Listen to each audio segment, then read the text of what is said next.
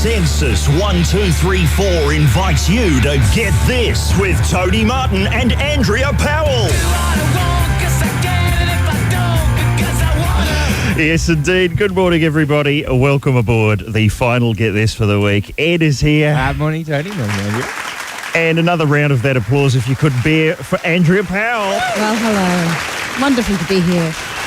You know, it is our first week, and we've been getting faxes and abusive calls from all over. A lot of people tuning into the show. I'm not sure if the Prime Minister listens to the show. I don't know. Could he? Do you think that's a possibility, Bear? Every chance. There's every chance that the PM... The answer is yes, I do. Oh, there you go. There we are. So we're hoping to get him call in before the end of the show. Great. Looking forward to that. Gee, you're really fired up about this program, Andrew. I can tell. I'm very excited. I've only had one coffee. That could be the problem. We'll get some sort of tanko backed up to the studio before the end of the program for you. Now, look, I had to call you up about doing this and have one of those embarrassing conversations where it's, am I allowed to mention that you're Ethel Chop? You are. I think it's fine. I am Ethel Chop. Because it's like that thing with Dame Edna. You know what I mean? Barry Humphries always talks about Dame Edna in the third person. And I have done that as well, and it tends to really weird people out. So, does it? Seeing as this is your first week, I thought I'd give you a break and just go, yes, I am Ethel Chop. We're quite prepared to weird people out. That's acceptable. Yeah. Okay. Ethel Chop. Now, I have to say about Ethel, I love Ethel's work. But is there a program in the country that she hasn't been a regular guest on?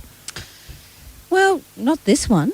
And various others at the Austereo Network, a few. Yeah, but no, she's more famous than I am, that's for sure. Right. Is she based on anyone in your family? She is. She's very loosely based on this friend of my grandmother's called Wind Burn. A very caustic woman. We called her Wind Burn. And she was one of those really abrasive characters where everything was just appalling, you know, for her. She was really negative. Just like, oh, it's so cold, you know. Her son took her to Canada on this fantastic trip, and she was like, all I wanted to do was go home. There was snow everywhere. And she went to Hong Kong. It was full of Asians. So was there anything she liked? Was she comparing? She liked her money. Oh, you right. wouldn't know it, but she just dressed like a bag lady. She was really loaded, and I think took it all to the grave. And is there a key phrase that she used that's like was the key to Ethel Chop? She used to say to my grandmother all the time, "Oh, Polly, it was awful." And would she go to a lot of stuff? That was pretty much. Would she go to a lot of, theatre and movies and stuff like that, and then say it was awful, or say it was awful without going? She'd go. She would go. Great. She'd get out there. But, looking like she just bought a frog from St Vincent de Paul when she was probably almost a millionaire. Wow. Anyway, she's dead now, so I can say what I like. Yes. But she was an inspiration, Win. I felt sorry for her, really. She was like the antithesis of my grandmother, who was like really friendly and positive and stuff. But I like to think of, I give all of my relatives a catchphrase. And my grandmother, I've talked about this before, her key phrase was referring to the the television as the picture wireless. Go and switch the picture wireless on, will you? She'd often say that. And my mother-in-law, who's sadly passed away, she had a wonderful catchphrase that she would always say to my wife, which was, "Oh, you're not going out wearing that, are you?" And I think if she'd ever done her autobiography, that's what it would have been called. Right, you're not going out wearing that, are you? But, hey, do you want to stick around and just talk rubbish with us on this program? That's what we do. I would be delighted. We have. I'm just going through the issues that we haven't got to during the week. Were you following the Katie Holmes noiseless birth story? Have you been following that? Look, I read a small piece about it, and I just thought silent birth meant the media weren't allowed around. Is she not allowed to scream? No, it's not. They're allowed. It's because, the idea is that, that they have these cards up. When Katie Holmes is giving birth, they've taken these huge signs in, and they're going to be all over the ward, and it's going to say things like, no screaming, no emotional outbursts, be silent and make all physical movements slow and understandable. Free personality test, $8,000. They're just going to be... They're going to have those up. The Scientology people have got them up in the birth ward. Is she giving birth, or is she being confined to a padded cell? I mean, gee. No screaming, no hysterics, no emotional outbursts. Better keep those Italians away then. That sort of behaviour is best reserved for appearances on chat shows to unconvincingly espouse the delights of your sham marriage. I just wish they'd had a few of those signs up at the Oprah program that time. If only they had. But sound during birth could psychologically harm the baby. You know, I would have thought that was the least of its worries. Let's see who its dad is. An insane control freak in a permanent state of sexual denial. But I'm sure I've seen women just walking around the studio in the station here just shy. I don't think it's possible to have a silent birth, is it? I wouldn't have imagined so. No. It's hard to be silent just kind of when you're normally going about your business, let alone squeezing a small human out of your genitals. What we have Sorry, here on it is this... Triple M. I wasn't sure which word to use. Oh, no, genitals is quite acceptable. Great. We've got the fantastic Thunder Genitals promotion coming up later. Show us your genitals. Or your gonads, if you like. You know what the problem with this segment is? We've got a whole panel of people, none of whom have children. Yeah. It's And true. our producer, Nikki, over there is just... Nikki, is it possible to give birth silently? You've done this. Just step over to the microphone if you could. No. No. Were you swearing like a trooper when you were giving birth to your son? I did scream quite loudly, primal screams, and the doctor did say to me at one point, you can do that without making noise. You can just internalise it. Oh, just scream in your own head. I reckon it's one of those. It's one of those situations where you have every right to scream and be hysterical and swear and punch your partner. So why wouldn't you make the most of it? Silent birth. They're insane. Look, I want to get to that fantastic gonads promotion we were just hinting at. That could well be coming up next because we're making this up as we go along here. And get this. That's U2, Everlasting Love here at Triple M. It's Get This right around the nation. And speaking of everlasting love, Andrea Powell is with us. Yes. Ed's on board. And look at this story. I'm still filleting the New Weekly, and they have this bit called Real Life Confessions. And a lot of people around the office have been talking about this woman who has 500 orgasms a day. Wow. Is that a bit tad excessive, do you think? Just as tad, yeah. I think one a day. look. Yes, he's found an appropriate place for his sex, his sound effect. Yes, Bear, that was great. The Bears has been dropping that sound into air. We could be talking about global warming, and he's gone, oh, they'll be needing the orgasm. I missed that. I thought it was Nikki, and I was like, what is she doing? Giving birth again, is she? Keep it quiet. Oh, look, now he's just turned into Murray Tregonning. I don't know what that was. Dear, oh dear. What I love is, too, he's gone and seen Maddie in production, who builds all of our sketches and does a very fine job. Genius. And said, can I get that orgasm sound on CD for my car? I don't know what possible use he could have.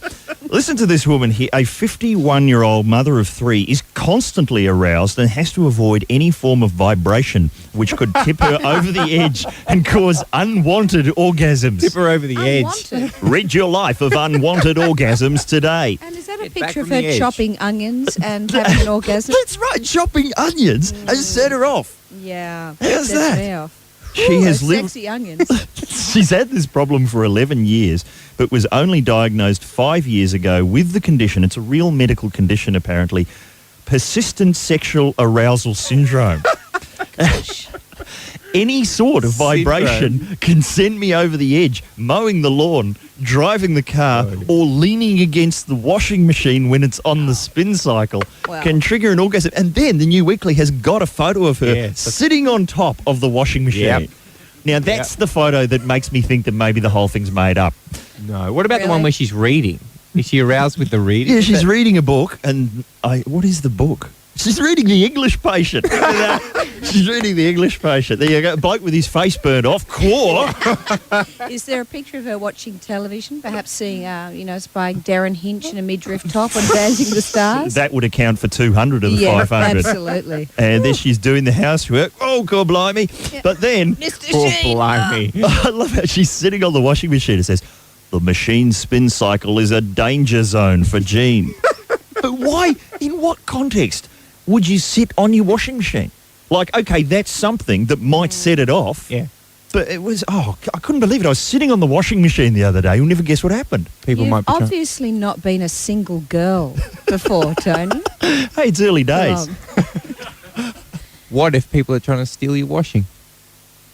right out right. of the machine. So you're going, that could happen. Yeah. I better sit here all day. That's what I'm saying. Sure, my persistent sexual arousal syndrome could be affected. It could be triggered. But I won't lose any cardies.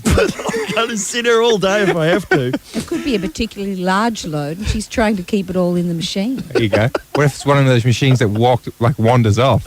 You know, in the room. Those, we've had one of those. We had one that went down to the shops. Just on the first cycle. Listen to this bit. Too embarrassed to tell Bob, her husband. Too embarrassed. You think he would have noticed the 500? You think he'd be going, what's going on here? I've just walked in the door. Why are you whimpering all the time? Too embarrassed to tell Bob, her husband of 16 years, they divorced 6 months after she developed the condition. He's not the type of person to be sympathetic. I felt guilt and shame, so rather than tell him the truth, I said I wasn't happy and wanted a divorce. So she'd been hiding the 500 orgasms. Any chance of reconciliation? Did I get to that? Well, I think that's later on. I haven't highlighted that with my pink felt pen before the program ends, so... Maybe he... What have you been doing between the hours of midnight and 6 a.m., Tony? Sleep? What have I told you about that? I've been only about 50 women worldwide have ever been diagnosed with this syndrome. Wow. But 190 of them have joined Jean's support group. She's got a support group. What must that be like? Oh, A whole lot of women sitting in a circle. Going, Just next. stop it. She And has, it's a shame that she's not even having sex to get any of these 500 orgasms. No. What a waste. she's just separating the whites and colours.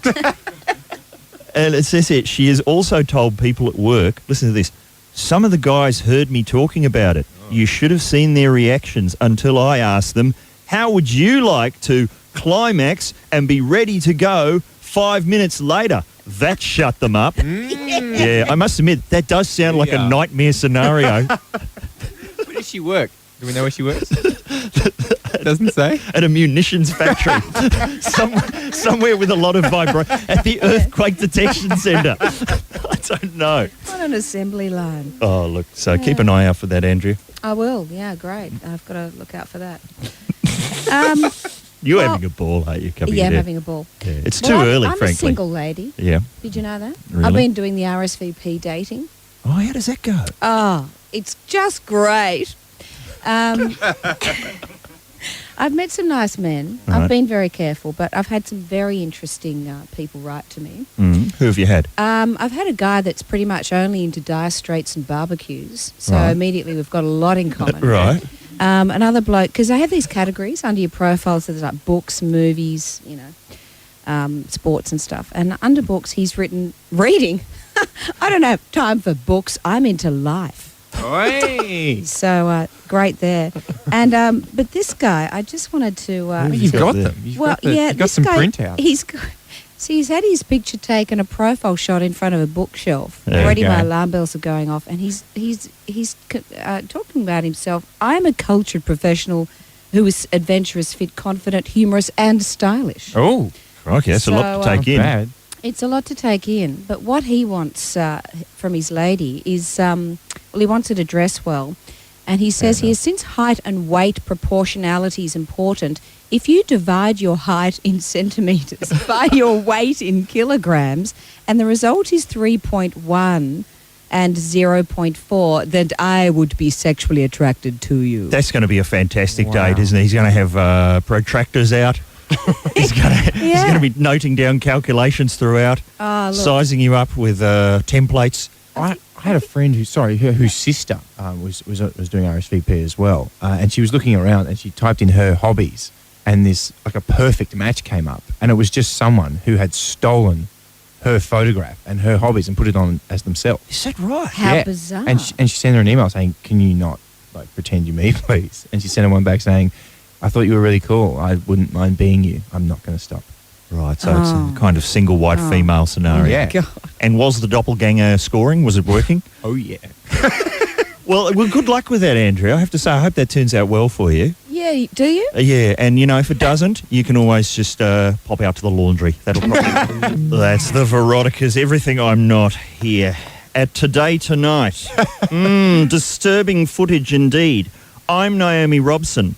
If you've been the victim of workplace bullying, we at Today Tonight would love to hear about it so we can film a hilarious reenactment with our staff. It's Get This with myself, Tony Martin, Andrea Powell's with us, Ed's on board. Do you know what I'm talking about? do. Yeah. The hilarious Today Tonight reenactments. It's so realistic. They had workplace bullying, and it was like, obviously they've just gone, oh, get everyone in here and let's get some stuff happening. And they've got someone from the staff and they've tied them to like a bed on wheels like at the hospital, and they've just got about 60 people in the circle just pushing the person back and forwards, and everyone's just having a ball. And you're just going, wouldn't it be great to work on Today Tonight and just do reenactments all day? So was it set in an office? It was like they were down in an underground car park. And so, okay, so the story was that in this workplace, Yeah. they had a hospital bed and a car park, Apparently. and the best bullying they could think of was to push them on the bed. It was to play pass the parcel with somebody. Yeah, that Very sounds terrifying. Yeah, very good bullying. But you have, but these all, I should say, maybe they were actors because often they have to hire. You know, the people on Crime Stoppers are actual actors. Well, I aren't had a friend who was in a reenactment of workplace bullying as well, actually. Right. But he was like a mechanic. He was like a young mechanic, and the old mechanics were bullying him and tying him, like gaffer taping him to chairs and Yeah. hitting him with implements. And Yes, stuff. sure. Mm. So you know, I did a little part, had a part on Crime Stoppers some years ago. Just had to walk out of a pub and look really drunk and walk off. And somehow it was really easy, quite convincing, actually. And what was your character described as? Just someone at bar wow, with someone- red hair. Did you do much preparation for that? Did you stack on all night and just practice your staggering? Back on. They wouldn't serve us. And I'm like, well, that's ridiculous. How can we get into character if they don't give us a few drinks? And they're like, no, this is a professional outfit. It's like, oh, rubbish. It's appalling. No wonder they never catch any murderers. Has Ethel ever been asked to take part in a Crime Stoppers, say, as a nosy neighbour?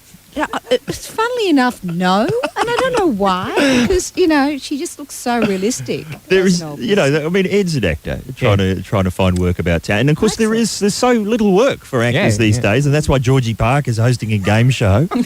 And I just want to start seeing some big names. Isn't she doing a horror? Isn't she doing crime? Some kind of forensic investigations? Who's hosting that? That's Rebecca Gibney. See, that's what they all have to do. Yeah. Oh gosh. I'd like to be seeing, Jack Thompson just playing, suspicious shop owner number 3, just doing some kind of reenactment. That could happen. The Australian reenactment industry is going through the roof. Oh, it's out there. Are we running way over today, man? Every day I notice the show is just blowing out. People are calling in, we want foreigner, cold as ice. Stop talking. There's a lot to get through in the hour. I want to talk about, I'm selling my car. Oh, what? No. Yeah, I'm selling my car because I want to buy some petrol. That car can't be worth 10 cents. You've run it into the ground for years. There are so many things to talk about. I'm going to be pitching a new TV show to the networks over the weekend. What's that? It's called The Biggest User. And it's a search. It's a search for Australia's fattest heroin addict. Get this. It's only been going for a week. I mean, for heaven's sake, can we get a sense of proportion? The census 1, 2, 3, 4 on Triple M. Ethel Chop here, and you're listening to Get This on Triple M. You need to get a grip. It's World Party with the Ship of Fools. It's Get This. Andrea Powell is our co-host. Are you enjoying yourself, I'm Andrea? having a ball, Tony Martin. It's a new show, and, we're still ironing the kinks out. And I'm glad that you've agreed to come in during that part of the process, because a lot of people have just said to us, look, mate, we'll come in when you've got it right. Really? They're insane. We'll end up making them look really bad. There That's you why go. I wanted to come in early. Good on you. No, I'm kidding. Well, join us as we attempt to climb Talkback Mountain. And Andrea looks as baffled as all our previous co-hosts were. That goat didn't want to wake up, did it? That was nasty. A goat? It's a goat now, is it? Definitely a goat. So? Yeah. You know what we should do, Ed? We should set up a camera and photograph each of the co-hosts at the moment when they hear that sound effect, and just put the gallery up on the website. Yeah. We're going to have to put something up. There's nothing on the website except a photograph of me, you, Maddie from production, and Nikki, our producer, looking like idiots. Yeah, as my mum described it, everyone looks nice. There's no way you could look more gay in that photo than Red. Yeah, this is from the same woman that I got a haircut once, and I came home and Mum said, I said, what do you think? She said, it looks like you've just been released because of changes of the Mental Health Act. She sounds delightful. Can we get your mum on the show? No. No. I hadn't even finished saying it and the no came out. Mum, sensing some tensions there. Let's talk about the Pope, shall we? Yeah. Because there's been photographs of the new Pope, Pope Benedict, in the paper all week. And I find, to me, he just doesn't quite look like the Pope. No. No, he doesn't. We're so used to the old one. It's like when they get a new Doctor Who. You know what I mean? Yeah. He's like the Sylvester McCoy of popes. I'm not sure if he's going to catch on. It's just so fun. People just go, I prefer the old Pope. Yeah, I like the old one better. Bring him back. He looked more papal. So papal. And the old Pope just used to wear white, which made him look... This one sort of has a bit of red thrown in there. Flashy. I reckon he looks a bit like a Punch and Judy puppet. His head doesn't look real. It looks like too small for his body or something. I like how he's flashy. Yeah, and he wears more capes. That's what I like about He's him. got too much bling. Yeah. That's the problem with that guy. And look at the photo of him that we're looking at. He's just standing on the balcony with hands up in the air, and he seems to be going, nothing up my sleeve. He's about Doves flew out of there. It's a second later, like 40 doves flew out of his sleeve. Would that count as a miracle? No, sir. That watch he's wearing belongs to someone in the front row. Is this your watch, Cardinal? But anyway, what is the deal with the miracles? Can you explain this, Ed? You've been on the internet. My first bit of research for this show, and it's uncovered this. Now, people want Pope John Paul II to become a saint. Now, what he needs for that to happen is he needs 2 miracles since he's died. Because what that says is that he's up in heaven looking down, helping us out. Right. Not while you're alive. Right. So the 2 miracles so far, the 2 front runners, is a woman. This is a lady that went to see his tomb, and she said that she'd lost her car keys in her purse. She went home, and then she found them in her purse. And that's a miracle. That's one. That's how low the bar is these days. Oh, it's a pretty big purse. And I thought it was 3, isn't there meant to be? So one when you're alive, and then right. 2 when you're dead. And what was the one he did when he was alive? It's some healing. A bit of healing, like right, like okay.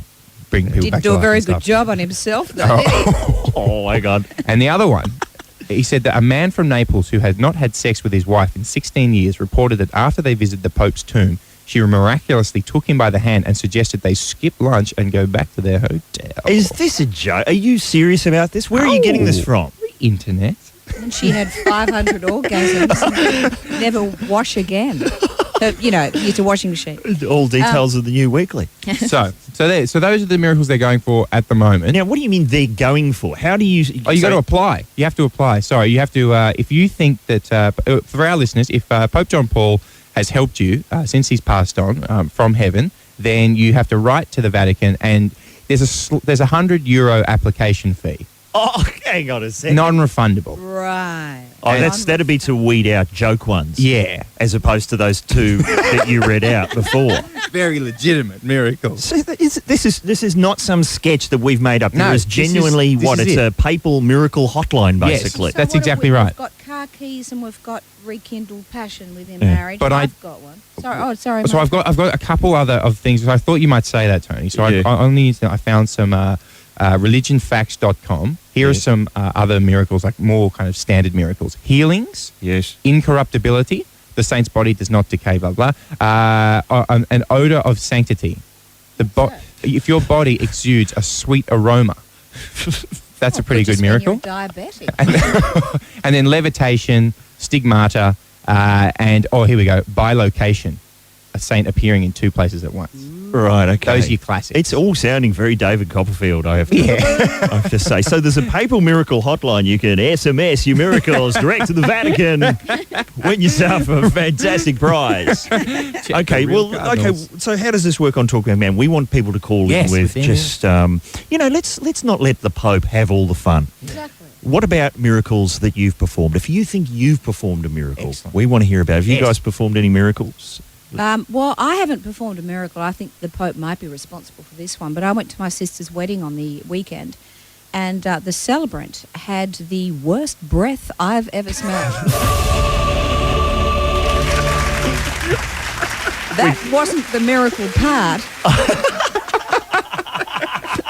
The miracle part was, I can't believe my sister didn't pass out during the ceremony. It was a miracle.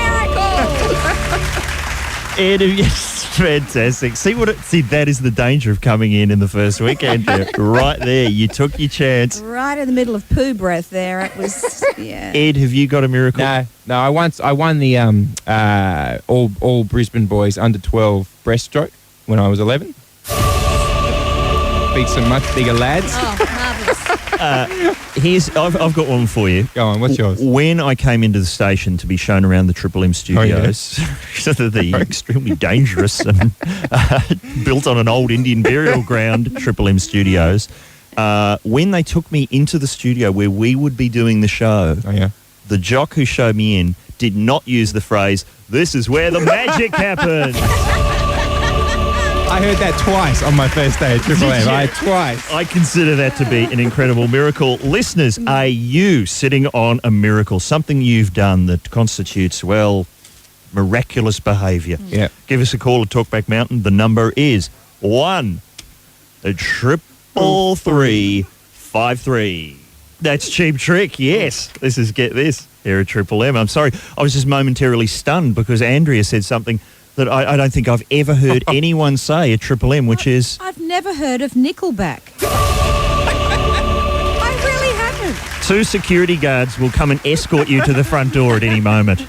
Escort you to a listening room. It is Talkback Mountain, and why not? Okay. We're asking to, get on the Pope's bandwagon and tell us about your miracles that you have achieved. Perhaps you're a candidate for sainthood. We've got some people on the line. I think we have Richie. Are you there, Richie? Yeah, Tony, love the show. Thanks very much. I've got a double miracle here. It counts on 2 levels. I'm in the pub one day and I won the meat tray. That's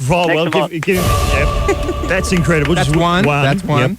Okay, the miracle there is I got a phone call off my wife saying we're having a barbecue. You better get some meat here and some alcohol. So I got our local booze bus. I put the meat tray and the beer on the bus.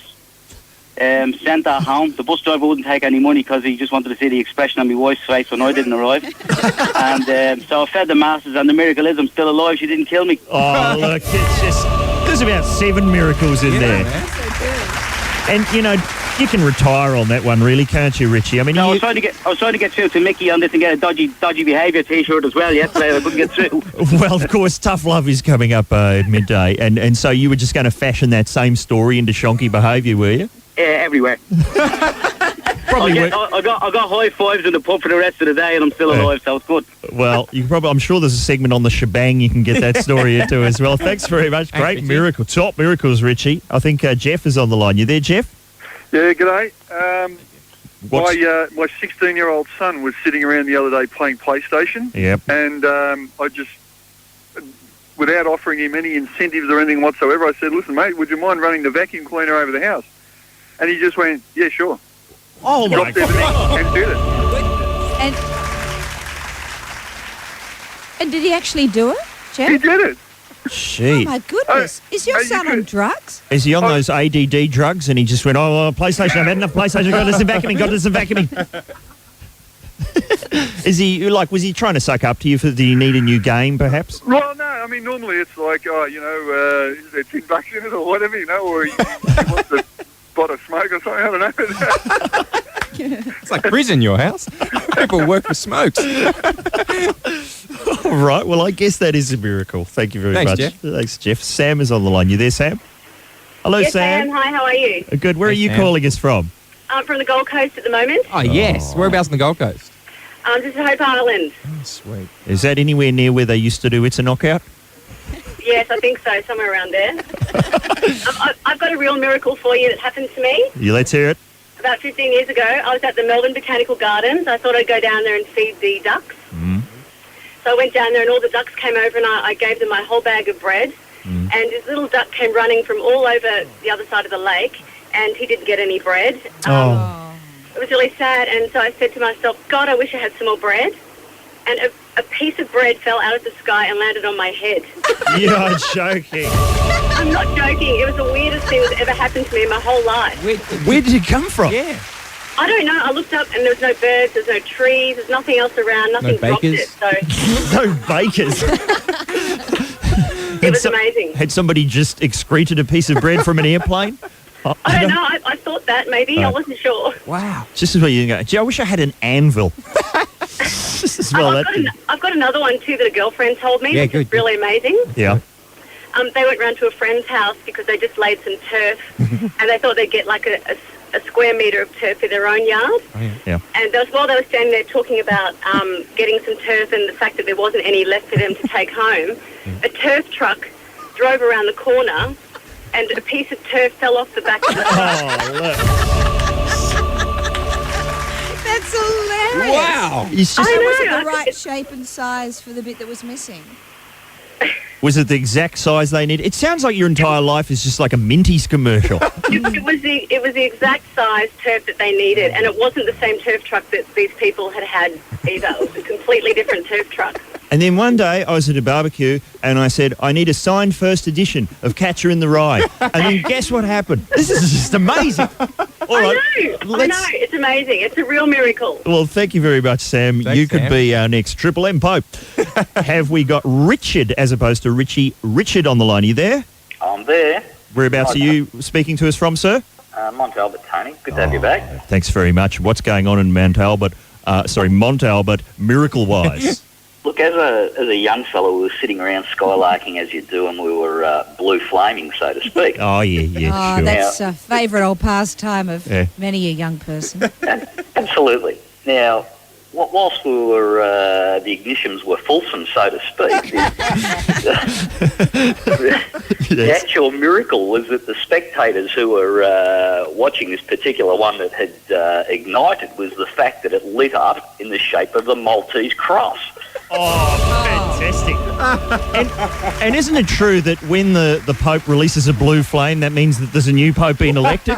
Am I getting that right? I don't know much about religion. I'm sorry if I've offended. I think it means a new bottom is being burned. Well, the brown cloaked one might be imminent. This guy's working. This guy is working up gear. The brown cloaked one might be imminent. I've got too many key phrases for today's show. Was it unanimous as soon as the blue flame? Did everyone just go, wow? The Maltese. It was shock. We had the lights out, and it was like an aura. And Richard, can you explain whatever did happen to the letter U in Mont Albert? What's going on there? What's with the Mont? What's with Mont Albert? Yeah, well, why isn't it Mount Albert? I don't know. I've got no idea. It's French, isn't it? That's a miracle. I guess that it's French, isn't it? Yes. Well, what a selection of miracles. Yeah, thanks, Richard. I feel like we should be giving everyone something. You know, we don't actually give it. We're so stingy on this program. There's no prizes. But if everyone wants to stay on the line, Nikki, I'm sure we'll find something in the prize cupboard. That's a good idea. Oh, that's very generous. nice. That's a miracle in itself. Perhaps a papal meat tray for everybody. Look, you know what we're going to try and do to wind up this show? We're going to attempt to wake Mick Malloy. Excellent. In fact, that's a new segment on the show. bad. Wake Mick Malloy. That'll be next. Get this. I like to hear all the nice Nickelback. For Census 1, 2, 3, 4 on Triple M. We're attempting to wake him up, the sleeping monster. That'll be next to Get This. And that was, of course, Jet here at... was it, did I... yeah, Tony Martin got a song name right. Did I call Jet Cheap Trick earlier? Mm-hmm. Yes, you did. Well, what does that say? That you love Jet. Interesting. It says I was panicking, running around trying to find miracles. I just jumped. I apologise to members of Jet who may be listening, although they probably take that as a compliment. Maybe they would. I think it means you're not quite jiggy with the young folk, Yeah, like I am. I've never been jiggy ever. For God's... I think that's the last time we need to hear that. Andrea Powell has been helping us out today. And have we got him on the line? Are you there, Mick Malloy? Yes, I am here. Hey, it's a miracle! Hey, I heard you once backing out a crowded house track as Meatloaf. Well, Tim Finn had been stacking on a tad. Well, hey, what time is this? In most states, it's about 10 o'clock. It's about 10 o'clock. Is your show on now? Yeah, it's just finishing. You got rolled by management. You got done like a dinner. How many songs do you play? I think we're supposed to play 5. I play 12. It amounts to 5 minutes of talk. And what have you got coming up today on Tough Love? Oh, it's too far ahead. We don't plan that far ahead. I'll let you know at 5 to 12. What time do you get in the cab? Actually, I was hoping, can you call me back at 11:45? A wake-up call? Yes, please. No, we're not talking. We're not doing any topical stuff at the moment because it's Shonky Week on Tough Love. And how's that? Dave Graney told me the other day, he's been very impressed by the standard of Shonky behaviour you've been uncovering. Well, my favourite call yesterday was a guy who was going on holidays and he didn't have enough money to put his dog in the kennel, so he took it to the pound. He said it was lost. He said the only thing you had to be careful of was the dates, just so he got back in time. I thought that's genius. Yeah. It's pretty clever. Sorted out. Hey, I don't know if you know, Mickey, we've been broadcasting. Sorry to call you Mickey. Someone told me people were calling you Mickey on the footy show last night. Is that in the Melbourne footy show? They were Tone. And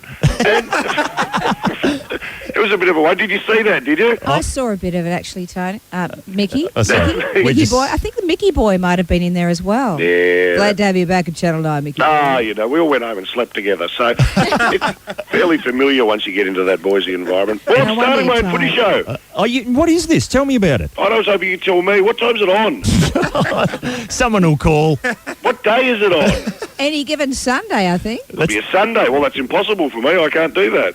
Hey, did you go down and check the old Mick Malloy show offices when you were at 9? Yeah, I did. They're still roped off with police tape, I'm afraid.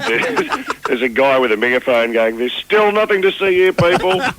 Keep moving." They have steam cleaned the carpets, I'm happy to say. Oh, well, that's good to hear. Hey, we're broadcasting from the haunted studio here. Studio 2. Yeah, and as I understand it, you won't even step in here. Is that right? Good. I can say whatever I like because this won't be going to air. I will not go in there until you've called an exorcist, basically. I was in there once and CDs started flying off the shelves and hitting me in the head. And they were Supertramp CDs. Oh, no. There's nothing more demeaning. That's adding insult to injury. The radiator cap blew once. Steam started coming out. Here's what to do. If it starts to mess up on you... Yeah. Give it a thump like Fonzie. You know what Fonzie used to do on the jukebox? Yeah, well, we tried that on day one, nothing. In fact, Cold as Ice went to air by mistake. Tony, that wasn't a mistake. Oh, well, thank you very much for joining us on the first... Good on you, mate, and welcome aboard. Yeah. And after midday, I'll see you down the boozer. Yeah. Tough Love is coming up at 12. Well, I think Mick wants us to start about 20 past today, just for his benefit. Thanks very much for joining us, everybody. Thank you very much. I didn't have time for very. No. Hey, Andrea Powell. Thanks for having me, Tony. It's been marvellous. Thank you, Eddie. It's been a great first week. I'd like to thank Nikki, our producer, Matt making the sketches like nobody else can, Katie on the phones, the bear just hanging on by his fingertips, and Ed Kavalee. It has been a pleasure to do this week with you. And you, Tony, and you. Will you come back for more? Oh, yeah. I hope you say that. And I think the key phrase today was fulsome ignitions, but maybe it should have been... I've never heard of Nickelback. We will be back on Monday with Julia Zamiro. And it's all thanks to Census 1234.